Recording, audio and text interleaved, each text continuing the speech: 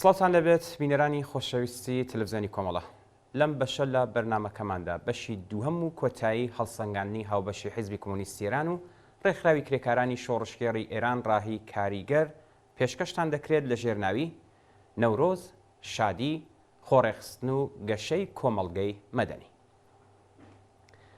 دێنە سەر خاڵی چوارم. بەپێی سەرچاوە زانیاریەکانی حکوومەتی شەپۆلێکی تری کۆچی پزیشکان و پەرستارانی ئێران کەوتۆتە ڕێ. کۆمیسیۆنی تەندروستی مەجلیسی ئیسلامی ڕایگەیاندووە کە لە دوای دەورەی کۆڕۆنا نزیکەی 10,000 پزیشک لە بوارە جۆراوجۆرەکانی گشتی، پسپۆڕ و پسپۆڕی باڵا، پەرستاران و پلەکانی تری خوارەوەی بواری پزیشکی سەرەڕای هەموو سنووردارکردن و بربەستەکان ئێرانیان بەجێهێشتووە. بە گوێرەی راپۆرتی ڕوانگەی کۆچی ئێران، ئاماری کۆچی ئێرانیەکان نیشانی دەدات کە ساڵانە 65,000 کەس لە ئێرانەوە کۆچ دەکەن.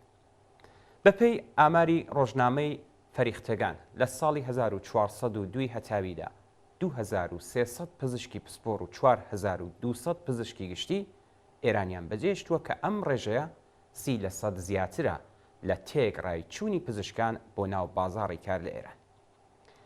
ئێرانی ژێر دەسەڵاتی ڕژیمی ئیسلامی یەکێکە لە ناوەندەکانی کۆچبەری لە جیهاندا، ئەگەرچی هێشتا زۆرینەی کۆچبەرانی ئێران لە پەنابەرانی سیاسی و ئەو لاوە بێکارانە پێک دێت کە بە دوای کاردا دەگەڕێن، بەڵام ئێستا ئیتر تەنانەت بەرپرسانی ڕژیمیش باس لە قەیرانی کۆچی پزیشکان، پەرستاران، ڕۆژنامە نووسان و هونەرمەندان، وەرزشوانان، دەرچوانی خاوەن بڕوانامەی باڵای زانکۆکان و تەنانەت خاوەن سەرمایەکانیش دەکەن. لە هەلومەرجێکدا کە نەخۆشخانەکانی ئێران لەگەڵ کەمی کارمەندی پسپۆر بەڕۆڕون، کوالێتی و ئاستی پەروەردە لە ناوەندەکانی خوێندندا دابەزیوە. هەروە ژینگەش پێویستی بە پەلە و هەنووکەیی بە کەسانی پسپۆر هەیە. پەرەسەندنی کۆچی ئەو هێزە خوێندەوارانە هەزینە و تێچوویەکی قرس بەسەر خەڵکی ئێراندا دەسەپێنێت. ڕژیم نەک هەر هەوڵی کەمکردنەوە و پێشگرتن لە کۆچی خوێندەواران لە ئێران نادات، بەڵکو لە ڕاستیدا بەکردەوە ڕێگای بۆ خۆش دەکات.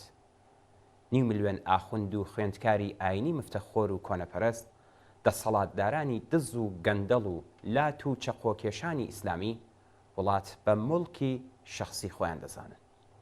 وڵاتی ئێران هی کۆمەڵانی ئێرانە و ئەگەر بڕیارە کەسێک وڵات بەجێبهێڵێت، ئەوە ئەو تاقمە دز و ئینسان کوژەن کە دەستیان بە خوێنی خەڵک سوور بووە و سەروەت و سامانی وڵاتیان بەتاڵان بردووە. ڕژیمی ئیسلامی ئێرانی کردووە بە دۆزەخێکی ڕاستەقینە بۆ بەشێکی زۆر لە دانیشتوانی ئەم وڵاتە. هۆکارەکانی پەرەسەندنی ڕۆژبەڕۆژی کۆچبەران بریتیە لە شکست و ناکامی مودێلی سیاسی، فەرهەنگی، ئابووری و کۆمەڵایەتی حکوومەتی ئیسلامی ئێران. لەگەڵ ڕووخان و لە ناوچوونی ئەم حکوومەتە کۆنەپەرستە، ملیۆنان کۆچبەر کە بەهۆی هۆکاری سیاسی و کۆمەڵایەتی و ئابووریەوە ناچار بوون کۆچ بکەن و وڵات بەجێبهێڵن، بە ئەزمون و ئیمکاناتێکی بەرفراوانی کە بەدەستیان هێناوە ڕۆڵێکی جددی و کاریگەر دەبینن لە بنیاتنانەوە و ئاوەدانکردنەوەی وڵات و دامەزراندنی سیستمێکی ئازاد و یەکسان و خۆشگوزەران لە ئێرانی داهاتوودا. خاڵی پێنجەم. سەر لە بەیانی ڕۆژی 25 پوشپەڕی ساڵی 1402 کۆمەڵێک لە هەڵسوڕاوانی مەدەنی پێک هاتوو لە مامۆستایان و چالاکانی بواری مافەکانی ژنان لە شارەکانی ڕاشت، ئەنزەلی، لاهیجان و فومان لە هێرشی هێزە ئەمنیەکان بۆ سەر ماڵەکانیان دەست بەسەرکراون و دەستبەجێ پەروەندە سازی ساختە لە دژیان دەستی پێکرد و سەرنجام ڕۆژی 8 خاکە لێوەی ساڵی 1403 هەتاوی بە پشتبەستن بەو پەروەندە ساختە و ناڕاستانە لەلایەن لە قیسەی دادگای شۆڕشی شاری ڕەشت و بە سەرۆکایەتی دادوەر مێهدی ڕاسخی بە کۆی گشتی سزای 61 ساڵ زیندانیان بەسەردا سەپێنرا.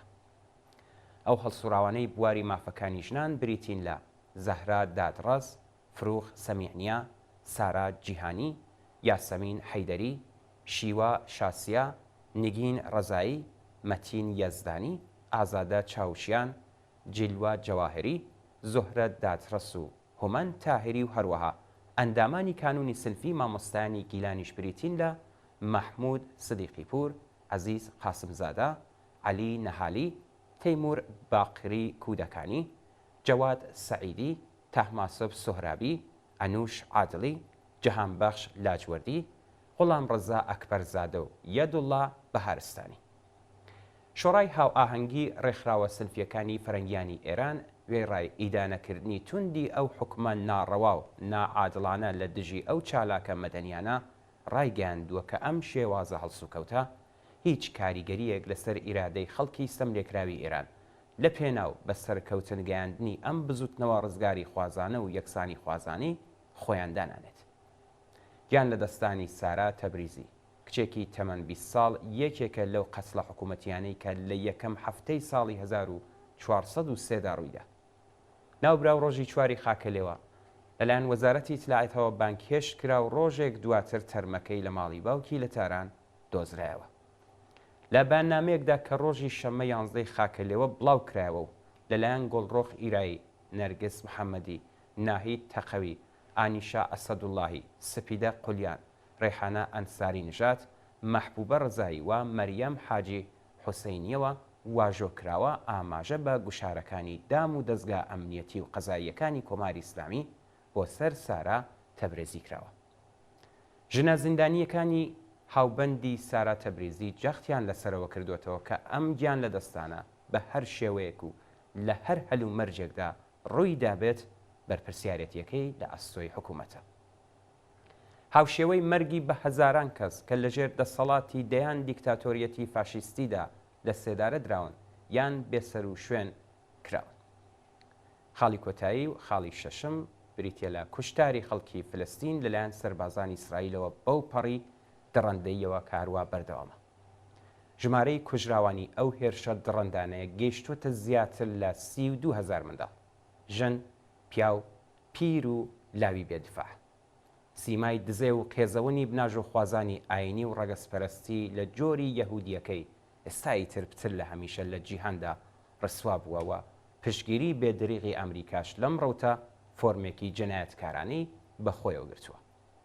جێگای ئاماژەیە کە لە تەواوی ماوەی 172 ڕۆژی شەڕی غەزەدا وڵاتە عەرەبیەکان نەک هیچ ڕێو شوێنێکیان بە مەبەستی کاریگەریدانان لەسەر ڕاگررتنی ئەو شەڕە نەگرتووەتە بەر، بەڵکو تەنانەت خۆیان لە هێنانی گوشاری ئابووری بۆ سەر ئیسرائیل و هاوپەیمانە ڕۆژاواییەکانی پاراستووە. شۆڕای ئەمنیەتی ڕێکخراوی نەتەوەیەگرتووەکان ڕۆژی دووشەممە 6 خاکەلێوەی ساڵی 1403 بڕیارنامەی پێویستی ئاگربەستی دەستبەجێ و پایەداری لە غەزە پەسەند کرد. ئازادکردنی بارمتەکان و ناردنی دەستبەجێ یارمەتیە مرۆیەکان بۆ غەزە یەکێکی دیکەیە لە بڕگە گرنگەکانی ئەو بڕیارنامەیە.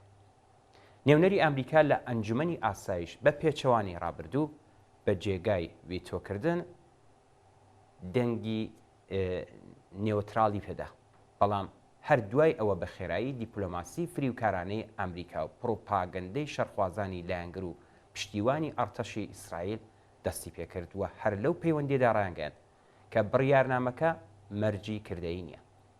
دوای چەند کاتژمێرێک لە پەسەندکردنی ئەم بڕیارنامەیە، فڕۆکە جەنگیەکانی ئیسرائیل سەر لە بەیانی ڕۆژی سێشەممە هێرشیان کردە سەر شاری ڕەفەح.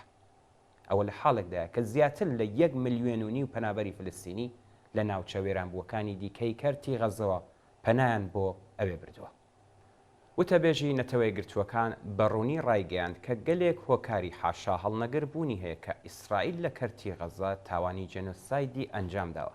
ناوبراو هەروەها جەختی لەسەر ئەوە کردەوە کە سروشت و ئاستی هێرشەکانی ئیسرائیل بۆ سەر غەزە ئامانجی لە ناوبردنی فیزیکی فلستینیەکان نیشان دەدات. بەڵام ئازیزان، ئەمریکا پێشکەشتان کرا هەڵسەنگاندنی هاوبەشی حیزبی کۆمونیستی ئێران و ڕێکخراوی کرێکارانی شۆڕشگەری ئێران ڕاهی کاریگەر بوو کە پێشکەشتان کرات بڕوخێ ڕژیمی کۆماری ئیسلامی سەرکەوتوو بێت شۆڕشی کۆمەڵانی خەڵکی ئێران بەژی ئازادی، دموکراسی و سۆسیالیسم.